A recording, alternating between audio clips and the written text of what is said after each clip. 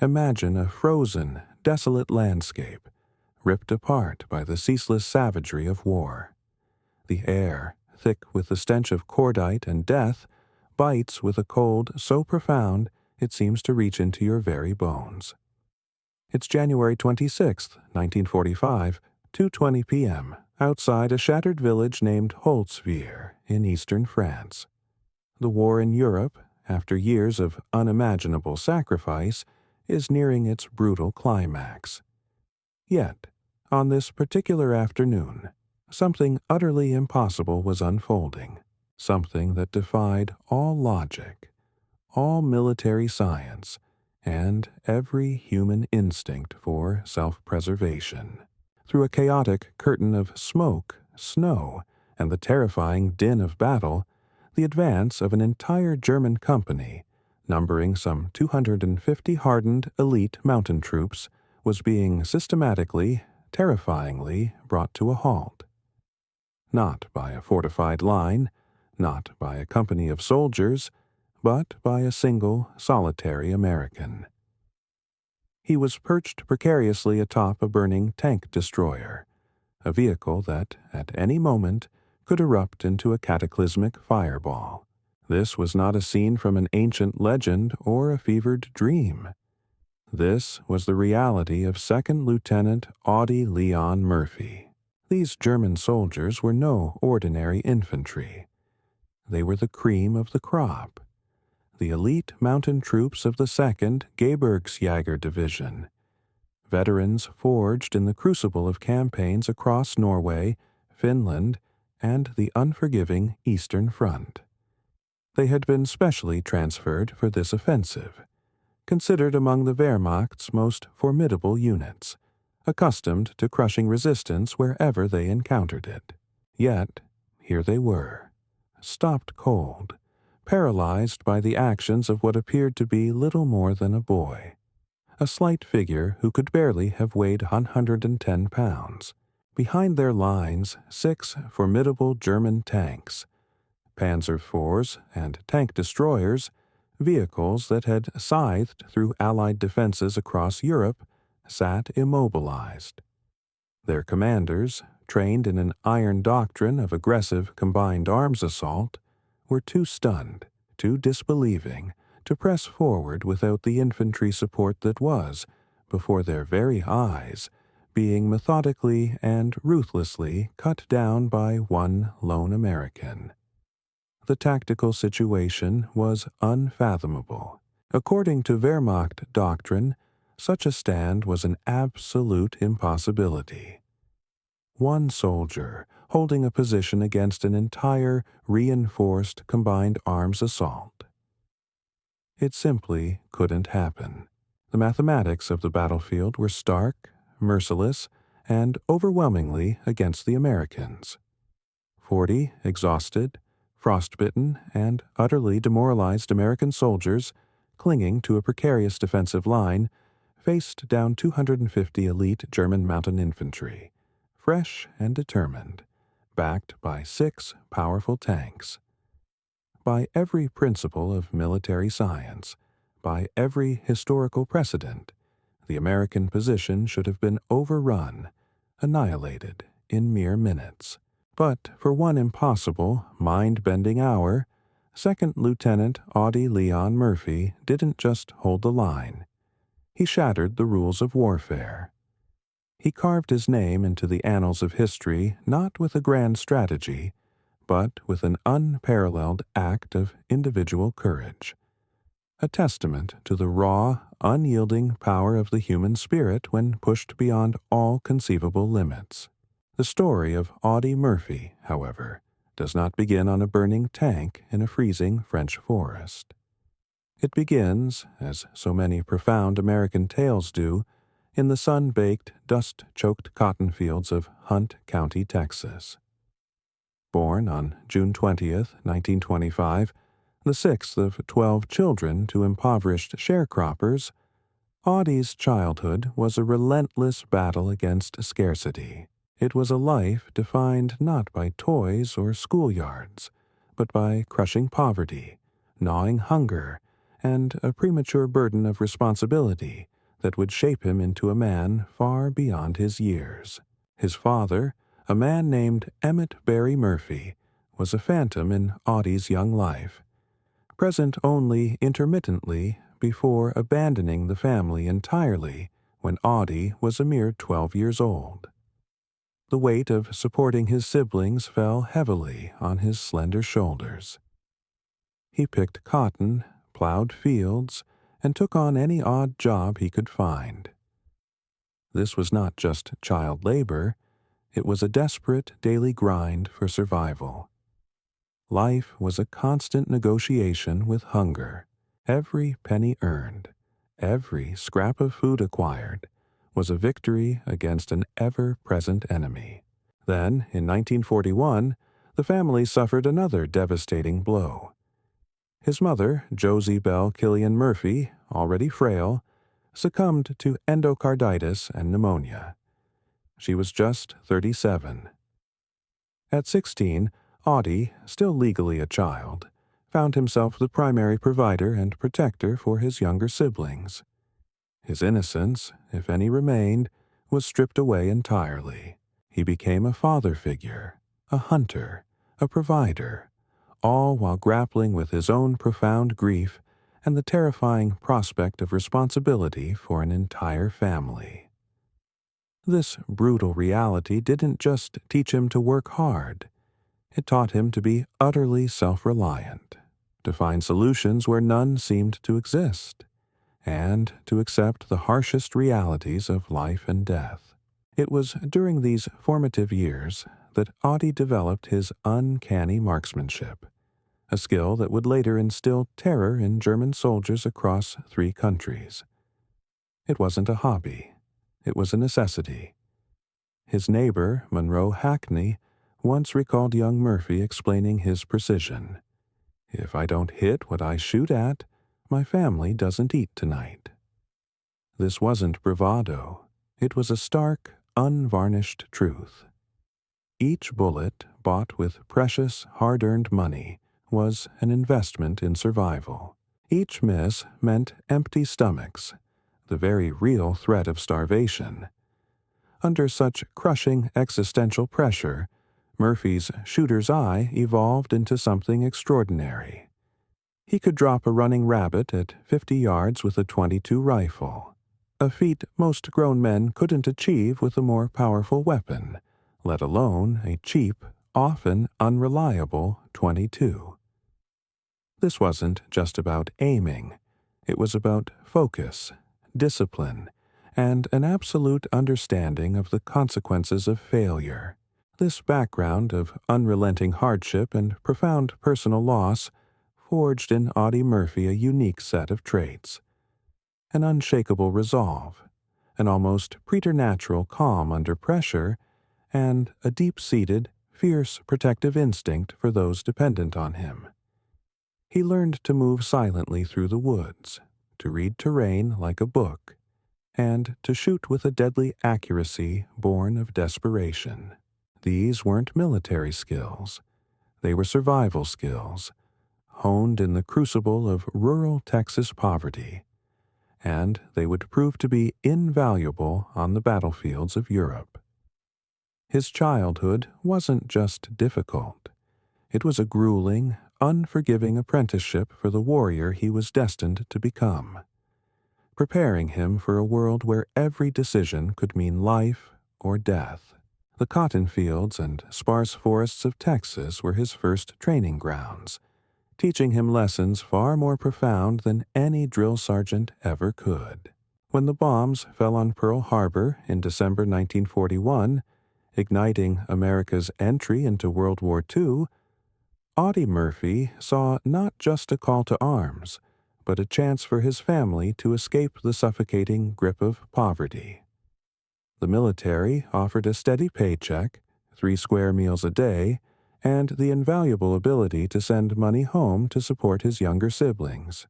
For Audie, it wasn't just about patriotism, though that undoubtedly played a role. It was about providing, about fulfilling the duty he had shouldered since his mother's death. This was a direct extension of his "if I don't hit what I shoot at, my family doesn't eat" philosophy.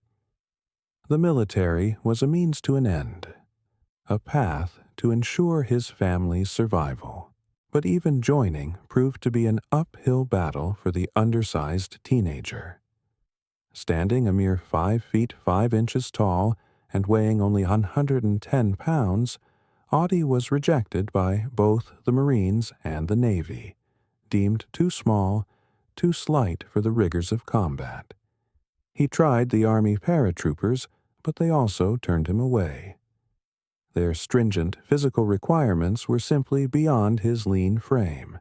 Imagine the frustration, the sting of rejection for a young man desperate to serve, to provide, to prove his worth. It was another echo of the world telling him he wasn't enough, just as poverty had whispered for years. Finally, the regular Army infantry, less stringent in its initial physical demands, accepted him on June 30th, 1942, just weeks after his 17th birthday. Even then, it required his older sister, Corinne, to provide a falsified affidavit claiming he was 18. This small deception, born of necessity and a family's unwavering resolve, was the crack in the door that allowed Audie Murphy to step onto the path of destiny.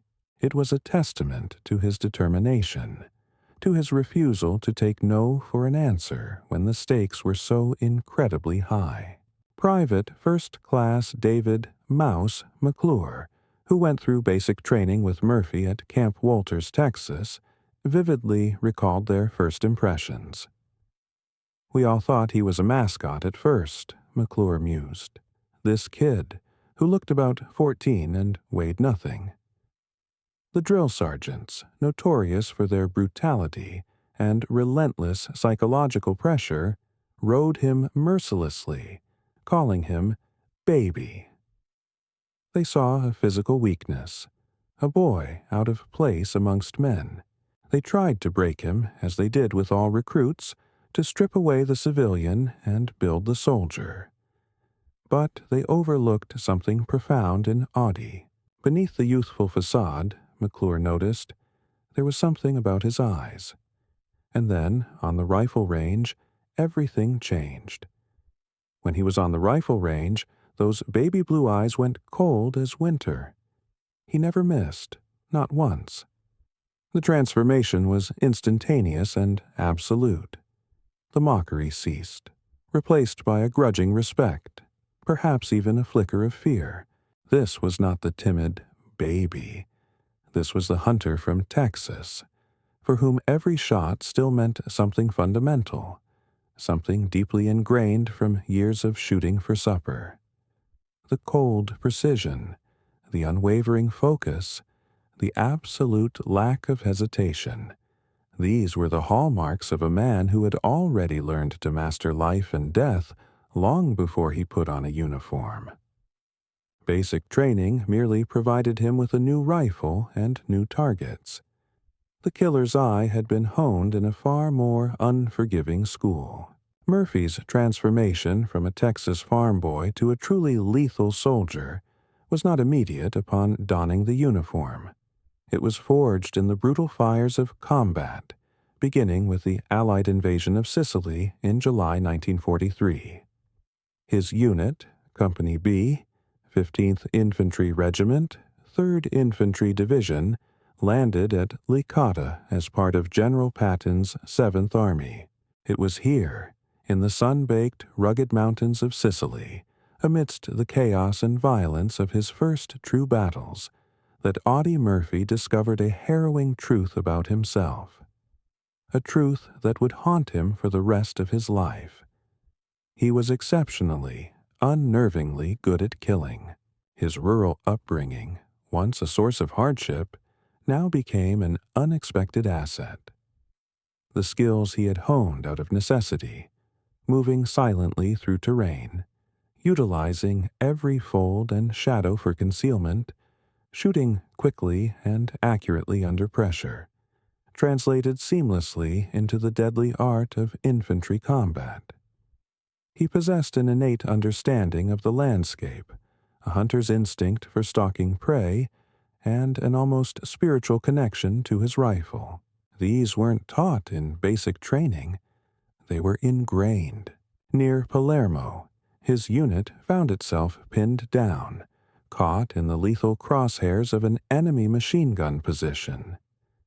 The situation was desperate, the outcome potentially catastrophic. Private Murphy, without orders, without hesitation, worked his way stealthily around the German position. His movements were fluid, ghost-like, a testament to years spent tracking game. He eliminated the crew with a volley of grenades, then, with chilling audacity, turned their own weapon, a German machine gun, on the retreating enemy forces. It was an act of raw, audacious courage and tactical brilliance. Captain Paul Harris, recognizing the extraordinary nature of the feat, recommended him for the Bronze Star, writing, "This soldier displays a natural aptitude for combat that is extraordinary in one so young and inexperienced." It was a profound understatement, barely scratching the surface of the lethal potential Audie Murphy possessed. The Italian campaign, a grinding, bloody series of battles fought inch by excruciating inch through unforgiving terrain, further transformed Murphy from a good soldier into a legendary warrior. At the Volturno River crossing in October 1943, Murphy's squad was decimated, pinned down, facing a furious German counterattack. Once again, he found himself in a seemingly hopeless situation, yet his response was anything but hopeless. He held off the German advance single-handedly. Armed with a borrowed sniper rifle, his practiced eye found its targets, killing 5 German soldiers at ranges exceeding 300 yards, a remarkable feat of precision under fire. For this action, he was awarded the Distinguished Service Cross, the second highest military decoration for valor. Staff Sergeant William Polson, observing Murphy's combat methodology, offered a terrifying insight. Murph didn't fight angry. That's what was terrifying about him. He fought cold, calculated, like he was doing arithmetic. See a German, eliminate the German, move to the next German. No emotion, no hesitation, just deadly efficiency. This cold, almost clinical approach to killing was deeply unsettling to his comrades, but undeniably effective. It spoke to a profound detachment, perhaps born of his early traumas, that allowed him to perform horrific acts without the emotional baggage that crippled other soldiers. He didn't hate. He simply executed.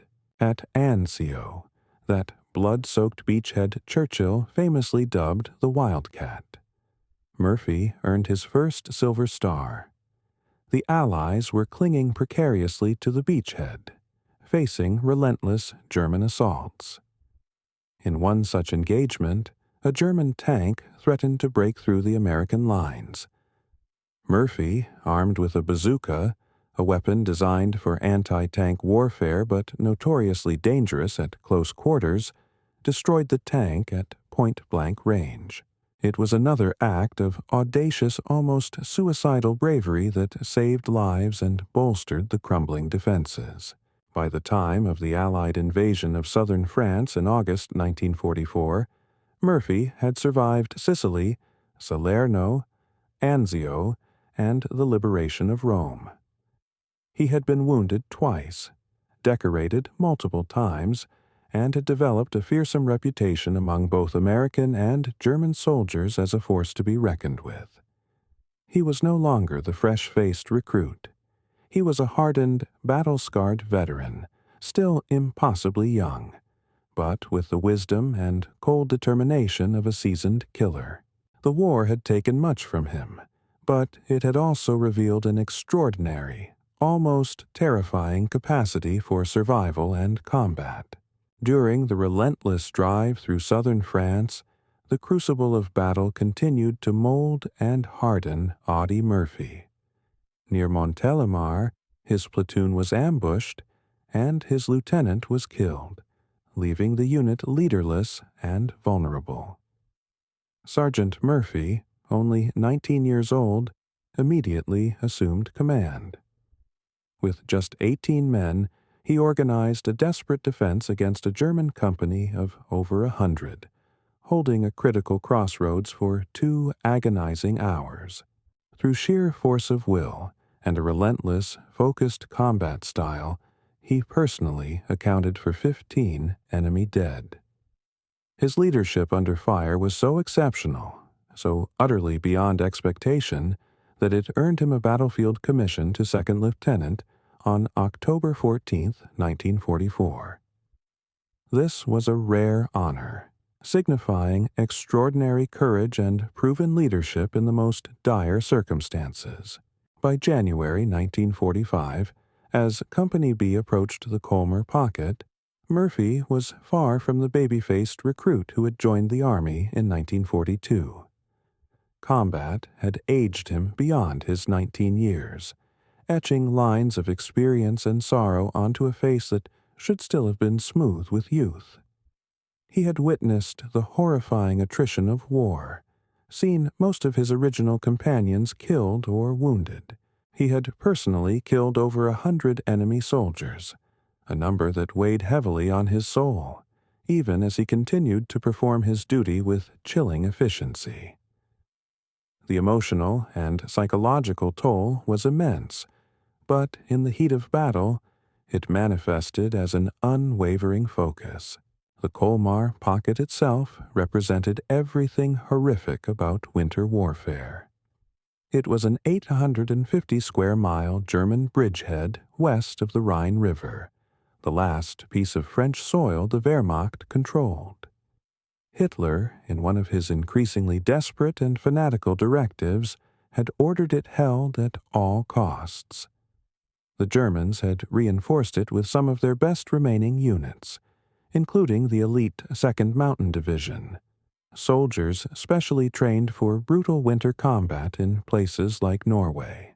This was not a fight against a broken army. It was a clash with determined, highly experienced adversaries in unforgiving conditions. For Company B, the situation was desperate, bordering on suicidal. In just 5 days of fighting leading up to January 26th, they had suffered staggering losses. 102 men wounded, and all officers except Murphy either killed or evacuated. From a full-strength company of 187 men, they were down to a mere 40 effective soldiers. 40 exhausted, frozen, and mentally shattered men, led by a boy lieutenant who was, unbeknownst to most, also wounded. Murphy himself was fighting with a leg wound from shrapnel received 2 days earlier, a painful injury he stoically kept to himself, unwilling to add to the burden of his already demoralized men. Private Anthony Abramsky, a soldier in Murphy's company, vividly described their harrowing condition. "We were finished, done. Most of us hadn't slept in 3 days. We'd been living on cold K rations when we could eat at all. Half the guys had frostbite. Our machine guns were freezing up. We tried all night to dig foxholes, but the ground was like iron." The picture he painted was one of utter collapse, a unit pushed beyond human endurance. When dawn came and we saw our positions strung out along the edge of the woods with open fields in front of us, we knew we were sitting ducks. The bleak reality was a death sentence waiting to be delivered. January 26, 1945, dawned gray and bitter cold, a day that felt less like a new beginning and more like the end of the world. The temperature hovered around freezing, but a merciless wind cut through even the heaviest overcoats, stripping away warmth and hope. Snow lay 3 feet deep in places, but constant artillery fire had churned much of the battlefield into a grotesque moonscape of frozen mud, ice, and shattered trees. Company B held precarious positions along the edge of the Bois de Riedvier forest, looking out across nearly a mile of open ground toward the German-held village of Holzwihr. Their visibility was a cruel trick, allowing them to see their impending doom clearly. Murphy, with his depleted company, had positioned his men as best he could, relying on his innate understanding of terrain and tactics. 2 M10 tank destroyers, essentially tanks with thinner armor but powerful guns, provided his only anti-tank capability, a fragile shield against the German armored might. His infantry was spread dangerously thin along the wood line, each man a solitary point of resistance against an overwhelming tide. He had established his command post in a drainage ditch, a meager depression that offered some protection and, crucially, a good view of the approaching ground. This elevated vantage point, however humble, would prove vital. Field telephone lines, strung precariously through the frozen earth, connected him to supporting artillery batteries, his only real hope of stopping what he knew would be a determined, overwhelming attack. It was a fragile lifeline, dependent on working equipment, clear communication, and the responsiveness of distant guns. The stage was set, not for a fair fight, but for an endurance test against overwhelming odds. A grim tableau of human courage and desperation against the backdrop of war's unforgiving winter. The German attack began precisely at 1300 hours, heralded by a thunderous artillery barrage. It wasn't just ordinary shelling. The Germans employed tree bursts, shells timed to explode in the treetops. This tactic was particularly insidious and devastating, showering Company B's positions with deadly fragments from above. Bypassing the limited protection of shallow foxholes, the barrage lasted for 30 agonizing minutes, though to the men enduring it, it felt like an eternity. Each explosion a hammer blow against their already frayed nerves. At 1400 hours, precisely as the artillery lifted, the German attack materialized from the smoke and gloom. Private First Class Donald Ekman was the first to spot them, his voice likely catching in his throat. You could see the pennants on the antenna of the German tanks, 6 of them spread out in attack formation. And behind them, Jesus Christ, there must have been 250 infantry, all in white snow camouflage, moving across that field like ghosts. It was a terrifying, spectral vision, an unstoppable tide of disciplined, ghost-like soldiers, backed by steel behemoths, advancing relentlessly across the snow-covered expanse. The sight alone was enough to break the will of lesser men. Murphy's immediate, instinctive action was to call for artillery support. He knew, however, that artillery alone wouldn't stop this juggernaut. The Germans were too spread out, too numerous, and moving with a speed that belied the treacherous terrain. At 600 yards, the 2 M10 tank destroyers, Company B's last hope against the armor, opened fire. But the brutal conditions had taken their toll. The crews were exhausted, numb with cold, and their first shots missed. The psychological impact of seeing their projectiles harmlessly strike the snow short of their targets must have been crushing. Return fire from the German tanks was immediate and devastating.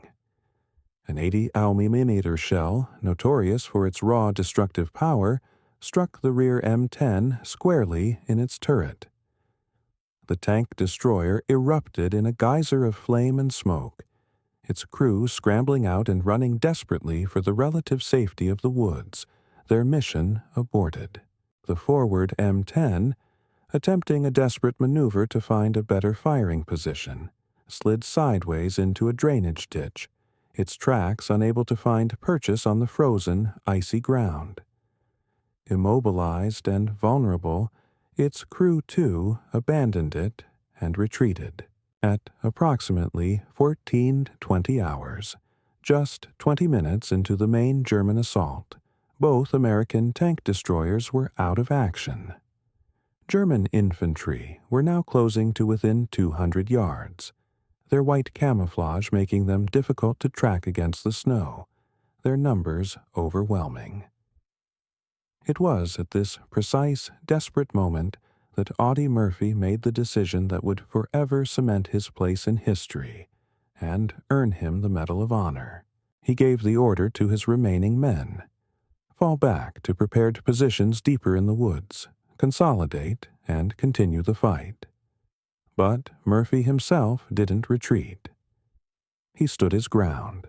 Instead, with a chilling resolve, Murphy ran through the still falling artillery fire towards the burning M10 tank destroyer, the very vehicle that had just been struck. The M10 was fully engulfed in flames at its rear, where the 88 mm shell had ignited its fuel and ammunition. Black, oily smoke billowed into the frigid air, forming a grotesque, swirling column against the gray sky. The heat was so intense it could be felt from 30 feet away, a searing, palpable threat. At any moment, the remaining ammunition, the cannon shells, the machine gun belts, could explode, turning the vehicle into a massive, uncontrolled bomb, obliterating everything within a wide radius. Yet, Murphy climbed onto that inferno. With a cool, almost detached precision, he manned its .50 caliber M2 Browning machine gun. From this elevated position, silhouetted against the raging flames and the pall of smoke, he had a clear, unobstructed field of fire across the approaching German formations. But he was also completely exposed, a single, solitary figure, an unmistakable target with no cover whatsoever, save for the swirling smoke from the burning vehicle beneath him. It was an act of unfathomable audacity, a defiance of death that seemed almost supernatural. Private First Class. Anthony Abramsky, watching in horrified awe from the woodline, later recounted the incredible scene. I saw Lieutenant Murphy climb on top of the burning tank destroyer while bursts of machine gun fire were heard. Pistol fire from the advancing infantry battered against the hull and tread. It was the greatest display of guts and courage I have ever seen. Abramsky's words, though simple, carry the weight of an eyewitness to something truly beyond human comprehension. The M2 Browning was a devastating weapon in skilled hands. Designed by the legendary John Browning in 1918, it was arguably the finest heavy machine gun of World War II. It fired 550 rounds per minute, each .50 BMG cartridge capable of penetrating an inch of armor plate at 100 yards, and possessing a crushing energy of over 13,000 foot-pounds at the muzzle. On human targets, its half-inch bullets could literally tear bodies apart, creating horrific, instant casualties. In Murphy's hands, this instrument of raw destructive power became something more, an instrument of precise, calculated, and utterly terrifying destruction. For the next hour, an eternity measured in gunfire and explosions, Murphy operated that heavy machine gun with extraordinary effectiveness. He wasn't simply spraying bullets, he was hunting, targeting, eliminating. Each burst was aimed, deliberate, cutting down German infantry with chilling efficiency. Throughout this desperate engagement, he maintained telephone contact with supporting artillery batteries, calling in fire missions dangerously, suicidally close to his own position. He used the term danger close, a phrase reserved for the direst circumstances when the risk of friendly fire was immense, but the alternative was annihilation. The combination of his relentless machine gun fire and the perfectly directed, thunderous artillery he controlled created an impenetrable wall of steel, shrapnel, and fire that the German infantry, for all their training and numbers, simply could not penetrate. Sergeant Elma Broley, observing from the wood's edge, described the horrifying effectiveness. The German infantrymen got within 10 yards of Lieutenant Murphy, who killed them in the draws, in the meadows, in the woods, wherever he saw them. This was close quarters, visceral combat, fought with an almost clinical detachment by Murphy. The environmental conditions made Murphy's stand even more remarkable. The frozen ground had prevented proper entrenchment, leaving men exposed. Visibility varied as overcast skies occasionally cleared, offering glimpses of targets that then vanished. The extreme cold affected weapon performance, causing machine guns to freeze up, and it left soldiers struggling with frostbite after days of continuous combat. Murphy fought not just the enemy, but the elements themselves. Murphy's position on the M10 tank destroyer, despite its terrifying vulnerability, provided critical advantages that he exploited brilliantly. The vehicle sat at a slight elevation overlooking the German approach route, giving him commanding fields of fire across the entire exposed battlefield. The 50 caliber's 2,000-meter effective range meant he could engage targets at maximum distance, breaking their formations long before they could effectively return fire. Crucially, the smoke screen from the burning vehicle beneath him, while making his breathing difficult and his position conspicuous, also prevented accurate German return fire, giving him a macabre kind of concealment. The German forces found themselves in an impossible tactical situation, a nightmare scenario that violated their most fundamental doctrines. Their tanks, expecting to overwhelm the weakened American position with ease, discovered they could not advance without infantry support that Murphy was systematically destroying. Wehrmacht doctrine heavily emphasized combined arms operations, where tanks and infantry worked in concert. The infantry protecting the tanks from close assault, and the tanks providing suppressive fire. Without infantry to screen them, the German tanks were forced to withdraw, unwilling to risk isolation and potential destruction from unseen American infantry. Technical Sergeant Morris Wald, observing through binoculars from the battalion command post, later testified, "Murphy's fire was incredibly effective. He wasn't just spraying bullets. Every burst was aimed. He was picking off German infantry like he was at a shooting gallery. I saw him cut down an entire squad that was trying to flank our position."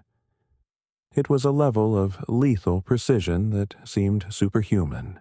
At approximately 1,500 hours, after 40 minutes of continuous, relentless firing, Murphy's ammunition began to run critically low.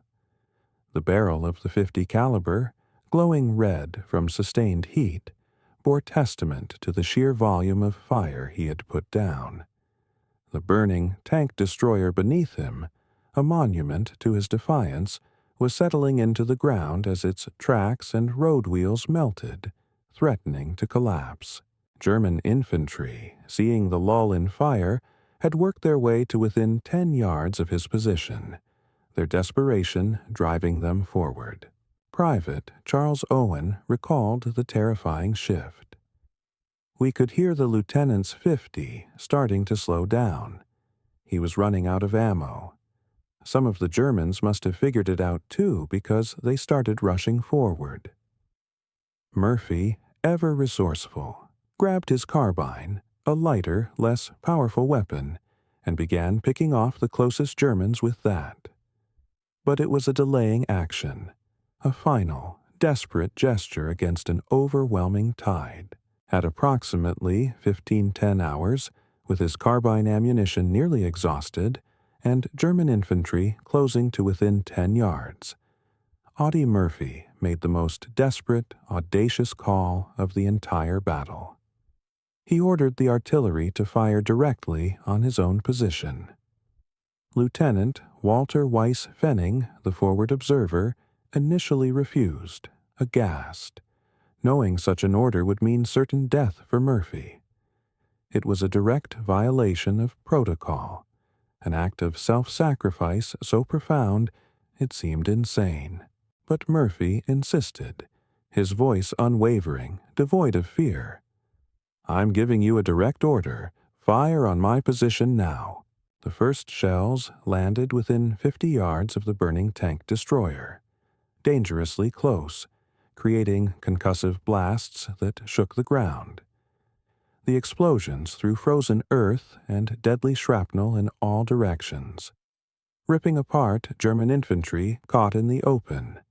But Murphy, exposed on top of the vehicle, was also in the impact zone. Shrapnel tore through his leg, his second wound of the day, a brutal reminder of the proximity of death. Yet he continued firing the few rounds he had left, a defiant last stand. The combination of Murphy's direct fire, even in its waning moments, and the sudden devastating artillery barrage directly on his position, finally broke the German attack. The surviving infantry, perhaps 100 men out of the original 250, began falling back in disarray, their morale shattered, their will to fight utterly destroyed, retreating towards Holtzwihr. The tanks, without their vital infantry support and facing increasingly accurate artillery fire, reversed course and withdrew. They had met a force they could not understand, let alone overcome. At approximately 15-20 hours, after an hour of continuous mind-bending combat, Audie Murphy climbed down from the burning M10. His uniform was scorched from the intense heat, his face grimy with smoke and powder, and blood ran freely down his leg from the shrapnel wounds. Behind him, the tank destroyer continued to burn, a smoldering monument to his stand, finally exploding in a thunderous roar 10 minutes after he abandoned it, as if waiting for its hero to depart. The battlefield before him was a devastating tableau of destruction. German bodies lay scattered across the snow-covered fields, frozen in grotesque poses, stark proof of the carnage. Military historians later estimated at least 50 dead, with many more wounded, all attributed primarily to one man. The surviving Germans were in full retreat, their officers unable to rally them for another assault. Their spirit was broken. Murphy walked back to the wood line where his men waited, witnessing his return with a mixture of disbelief, relief, and awe. According to Private Abramsky, he was calm, scary calm. He asked if we had any casualties from the artillery, made sure everyone was okay, then sat down and lit a cigarette like nothing had happened.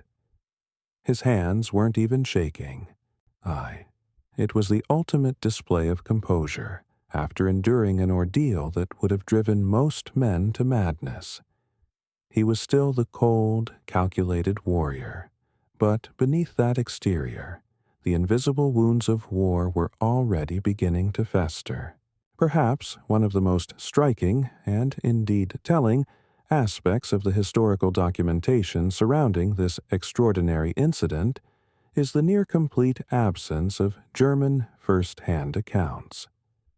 Despite extensive research in German military archives, the Bundesarchive, and veteran organizations, no specific German soldier quotes, diary entries, or prisoner-of-war testimonies about Murphy's specific action at Holtzwihr have surfaced in accessible historical records. This silence is not merely an oversight. It is particularly notable given the engagement's intensity, its sheer tactical absurdity from the German perspective, and the profound shock it must have caused among the attacking forces. Several factors likely explain this documentary gap, each contributing to a collective German silence that speaks volumes. Firstly, the German units involved suffered approximately 50 casualties from Murphy's actions alone. This undoubtedly eliminated many potential witnesses, those who might have lived to recount the terrifying experience of facing down a seemingly unstoppable single opponent.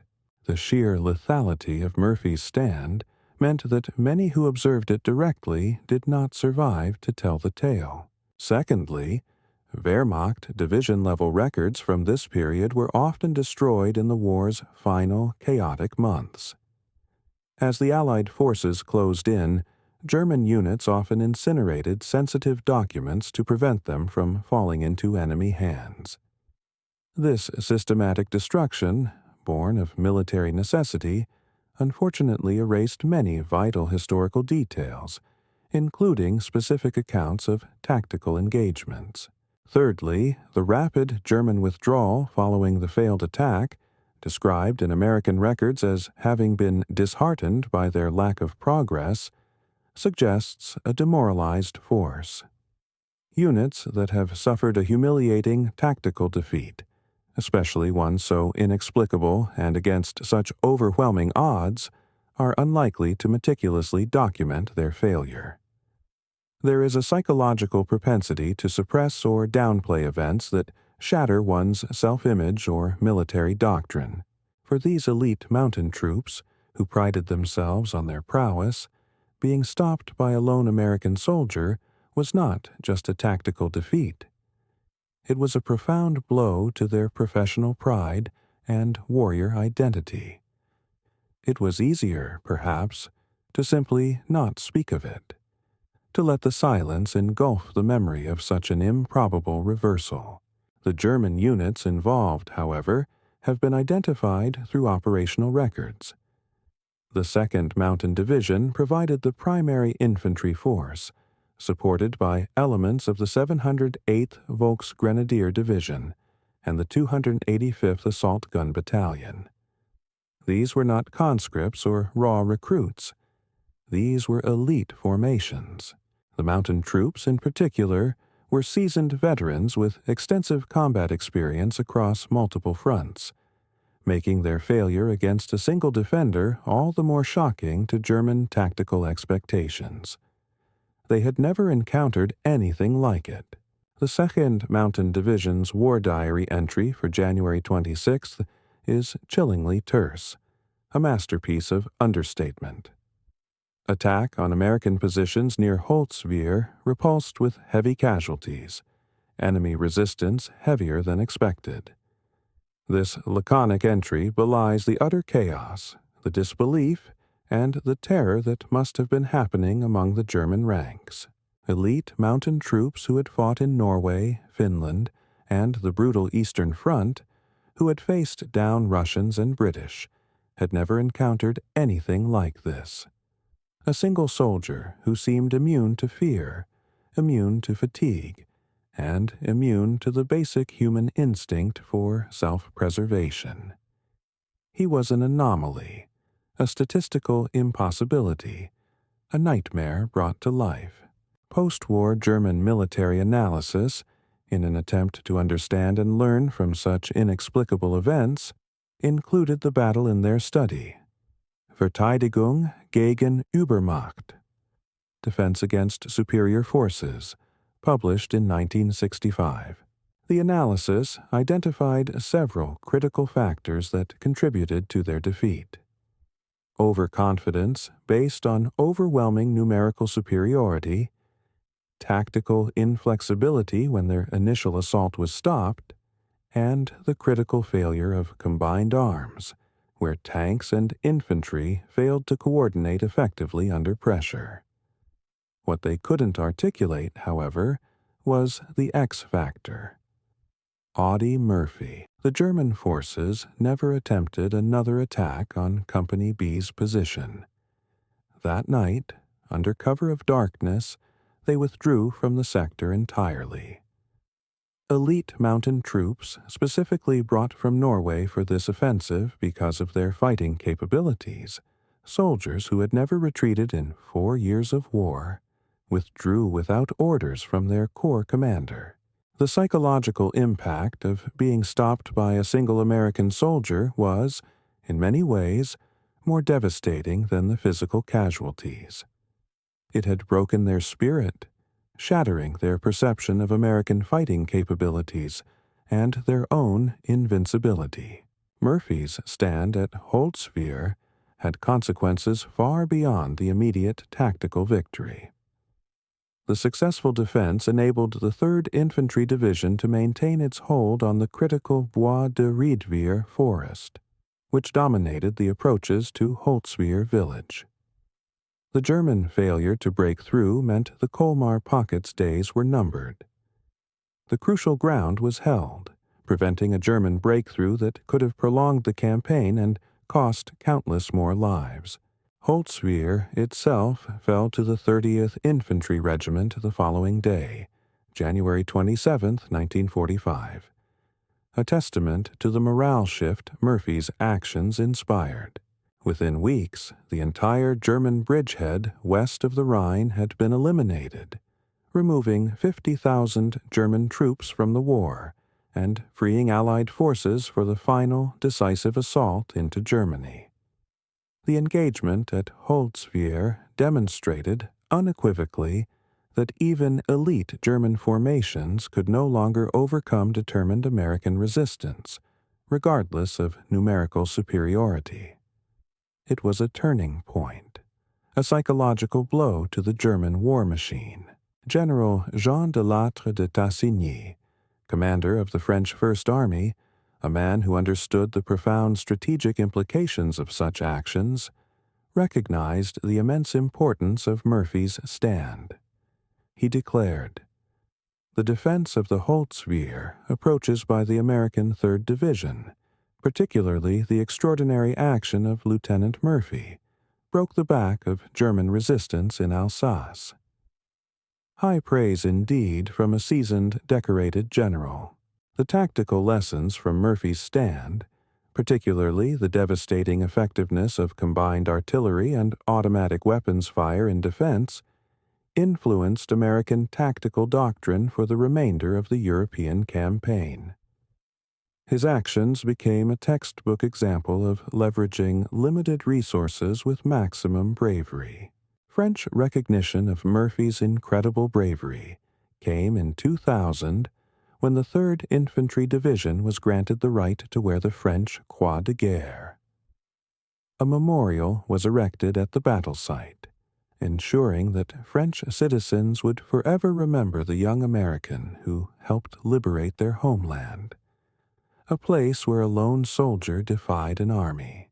The official Medal of Honor citation, presented by Lieutenant General Alexander Patch on June 2, 1945, provides the military's formal recognition of Murphy's achievement.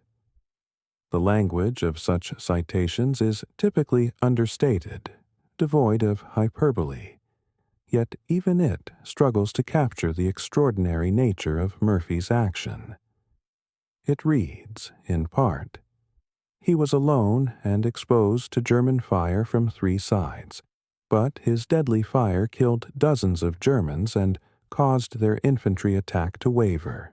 For an hour, the Germans tried every available weapon to eliminate 2nd Lieutenant Murphy, but he continued to hold his position."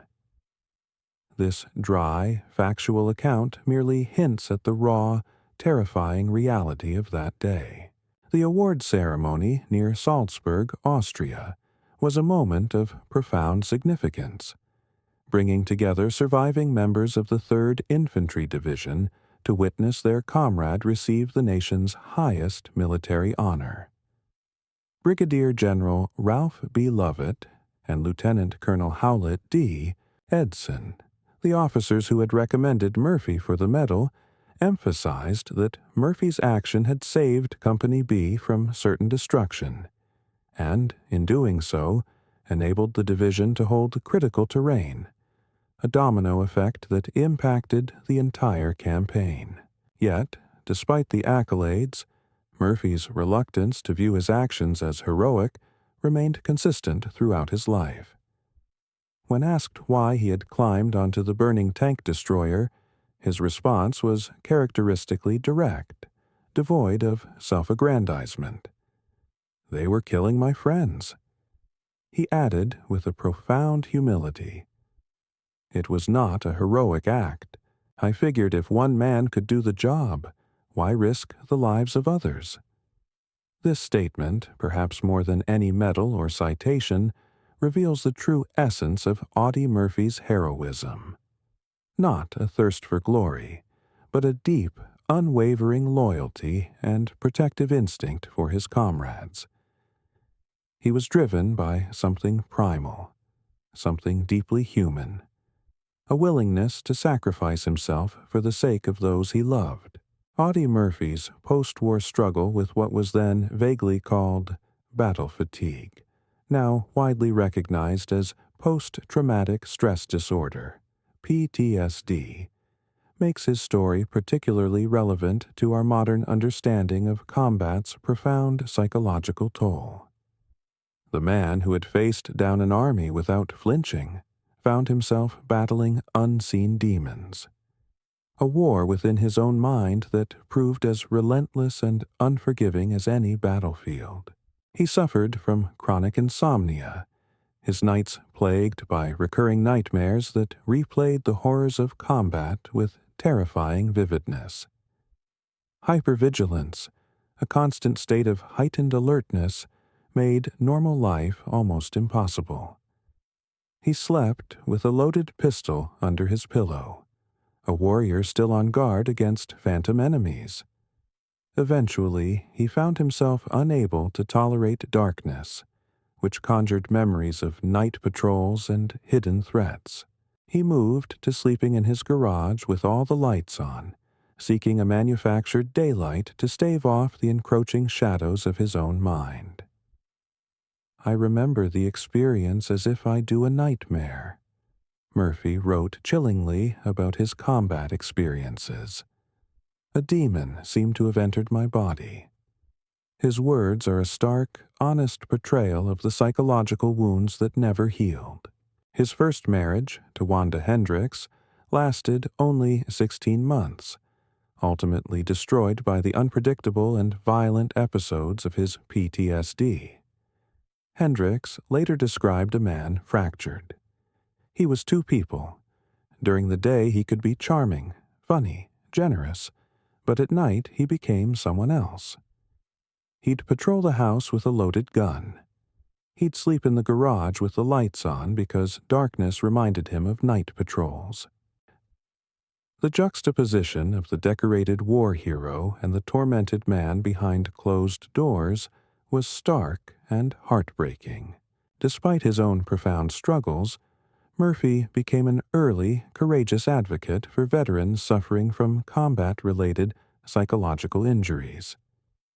In an era when mental health issues were often stigmatized and dismissed as weakness or cowardice, he spoke out. In 1966, he penned a powerful article for the Saturday Evening Post, articulating his pain and advocating for others. "I can't remember when I didn't have nightmares. They became part of my life, like breathing. But I was lucky. I could afford doctors, medication, therapy. What about the veteran who can't? What about the thousands coming back from Vietnam with the same problems?" His words were decades ahead of their time, paving the way for a more compassionate and scientific understanding of combat stress. His willingness to speak publicly about these deeply personal struggles ultimately led to landmark legislation, culminating in the creation of the Audie Murphy Memorial VA Hospital in San Antonio in 1973. 2 years after his tragic death in a plane crash at the age of 45. He turned his personal pain into a powerful, enduring purpose, saving countless lives long after his own battles had ended. Murphy's effectiveness at Holzweier was amplified not just by his courage, but by his masterful employment of the weapons systems at his disposal. The M2 Browning 50 caliber machine gun, which he commandeered on the burning tank destroyer, was arguably the finest heavy machine gun of World War II. Its design by John Browning in 1918 was decades ahead of its time, and its 50 BMG cartridge could penetrate an inch of armor plate at 100 yards. Each round, with its immense energy of over 13,000 foot-pounds at the muzzle, had truly devastating effects on human targets, capable of literally tearing a human body apart. Murphy didn't just fire it. He wielded it as an extension of his will, a precise instrument of death. The M10 tank destroyer itself, a vehicle designed for mobile anti-tank warfare, carried 51 rounds of 3-inch ammunition in its hull, along with 1,000 rounds of 50 caliber ammunition and 300 gallons of highly flammable gasoline. When the German 88mm shell struck, it ignited the fuel, creating a raging inferno that reached temperatures exceeding 1,000 degrees Fahrenheit. The fact that the vehicle burned for over an hour without a major, catastrophic explosion of its main ammunition was nothing short of miraculous. Murphy, perched atop this blazing metal carcass, was essentially standing on a bomb with a lit fuse, a fact that only amplifies the sheer, insane bravery of his actions. The artillery support Murphy directed was equally crucial, a testament to his tactical acumen. The 105mm howitzers could fire a 33-pound high-explosive shell over 11,000 meters. Each shell created a blast radius of 50 meters, with shrapnel lethal to 200 meters. Murphy's ability to adjust this fire, to bring it to bear within 50 yards of his own position, danger close by any military standard, multiplied his combat power exponentially. It was a terrifying gamble, risking his own life with every shell, but it broke the German formations and ultimately saved his men. He understood the devastating synergy of combined arms, even when he was the only arm left. Military scientists and analysts have attempted, after the fact, to calculate the probability of Murphy's survival at Holzweier. Given the German forces engaged, 250 infantry with rifles, machine guns, and grenades, plus 6 tanks with main guns and coaxial machine guns, an estimated 10,000 rounds were fired at Murphy's position during that 1-hour engagement.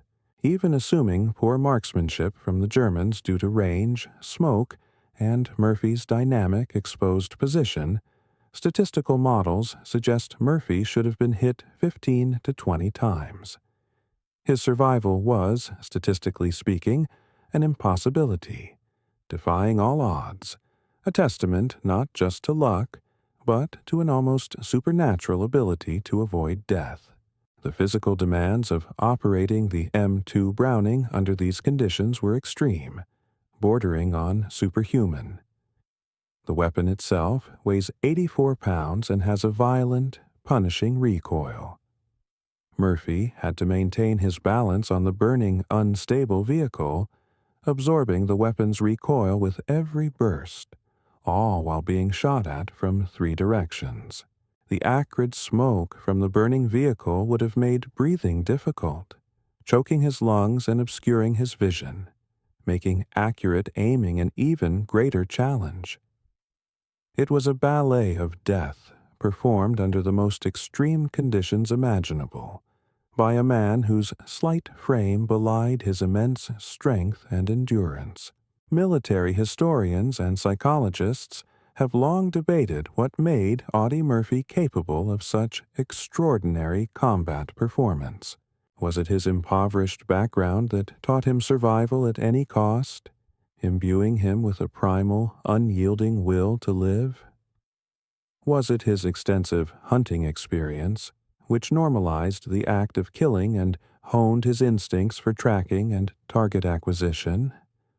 Or was it simply being in the wrong place at the right time, a confluence of circumstance and innate talent? Dr. Dave Grossman, author of On Killing and a leading expert on combat psychology, offers a compelling analysis. Murphy represented a perfect storm of factors.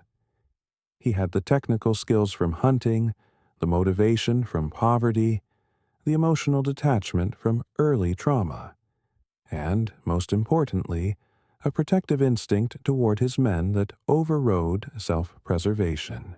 This interpretation is powerfully supported by Murphy's own words. When asked repeatedly why he climbed onto the burning tank destroyer, he consistently gave the same simple answer. They were killing my men. The intensely personal nature of that statement reveals the core of Murphy's motivation. This wasn't about tactics or strategy, about medals or glory. It was about protecting the soldiers he commanded, his surrogate family in the brutal theater of war. It was the same protective instinct that drove him to hunt rabbits to feed his siblings. Only now, the stakes were infinitely higher. Murphy himself recognized the profound, almost monstrous transformation that combat had wrought in him. In a candid 1968 interview, 3 years before his death, he reflected with a chilling honesty. People talk about that day like it was heroic. Maybe it was, but I became something inhuman that day. I turned into a killing machine. I felt nothing. No fear, no anger, just a cold determination to destroy. This reflection offers a poignant glimpse into the psychological cost of his heroism, the internal scar of becoming something less than human to save humanity. It's a dark truth of warfare, a necessary evil that few fully comprehend. Audie Murphy's military record remains unmatched by any American soldier. He received every combat decoration for valor that the United States Army could award, some of them twice.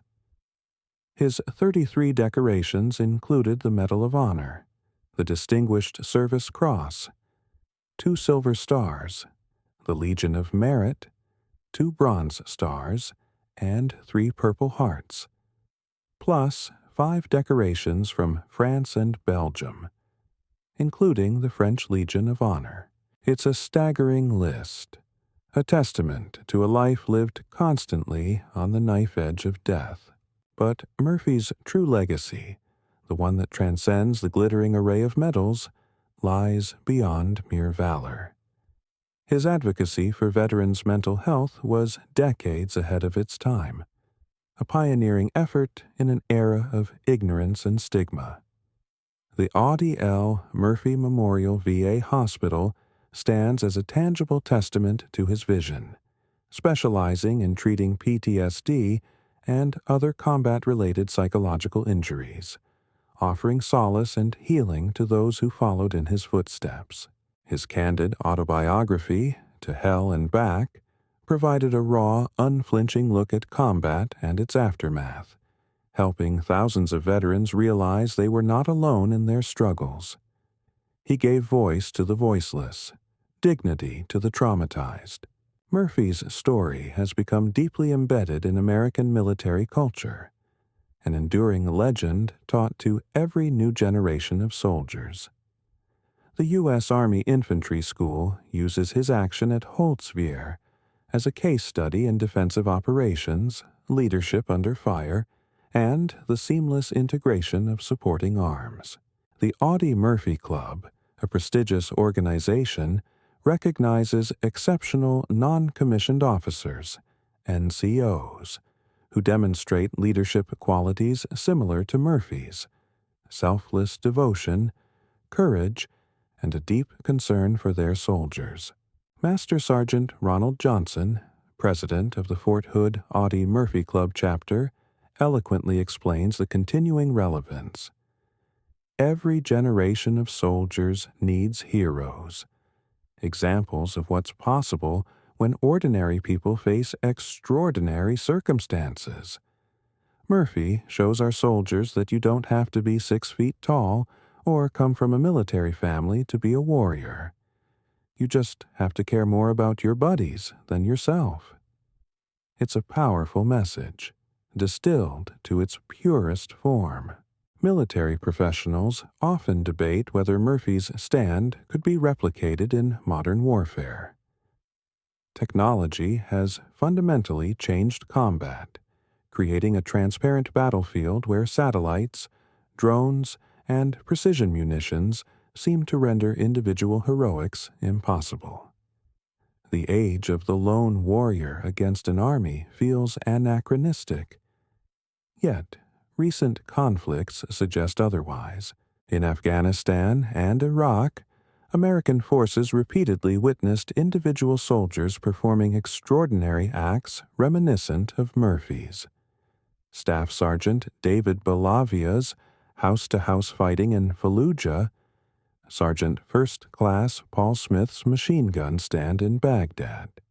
These echoes of Murphy's willingness to face impossible odds continue to resonate. General Stanley McChrystal, former commander of Joint Special Operations Command, offers a profound perspective. Technology changes war's character, but not its nature. War ultimately remains a contest of human wills. He continues, what Murphy demonstrated at Holtzwihr, the willingness of one person to say no further, regardless of odds, that's timeless. At the U.S. Army's Maneuver Center of Excellence, Murphy's action teaches several critical concepts: the paramount importance of position, the synergistic integration of fires, and the profound psychological dimension of combat. Murphy understood that killing enemy soldiers wasn't enough. He had to break their will to fight. His relentless, accurate fire convinced the Germans that advancing meant certain death, a psychological barrier more formidable than any physical obstacle. While the world celebrated Murphy as America's most decorated soldier, the young Texan was fighting a different war, one against the demons that followed him home. The man who had shown no fear atop a burning tank destroyer was terrified of the darkness in his own mind. His widow, Pamela Murphy, who married him in 1951 and remained with him until his death in 1971, provided unique, heartbreaking insights. Audie carried invisible wounds that never healed. He'd wake up screaming, reliving battles from 20 years earlier. But he never stopped trying to help other veterans. The war never ended for Audie, but he turned his pain into purpose. This transformation of trauma into advocacy created a lasting change, a ripple effect that continues to save lives. Murphy's public discussion of PTSD helped establish the crucial recognition that combat stress was a legitimate medical condition requiring treatment, not a sign of weakness or cowardice. His advocacy helped thousands of veterans seek the help they might otherwise have been too ashamed to request, shattering a destructive stigma. On January 26, 1945, Second Lieutenant Audie Leon Murphy proved, against all odds, that one determined individual could indeed stop an army. His stand at Holtzwihr shattered German assumptions about American soldiers. These were not the soft, pampered boys of Nazi propaganda. They were the sons of farmers and factory workers, shaped by depression and hardship, who could be as hard as any warrior in history when defending their friends. They were resilient, resourceful, and utterly fearless when pushed to the breaking point. The profound silence in German records about that day speaks volumes. In their inability to explain or understand what happened, we see the deepest form of defeat, not just tactical or physical, but psychological and moral.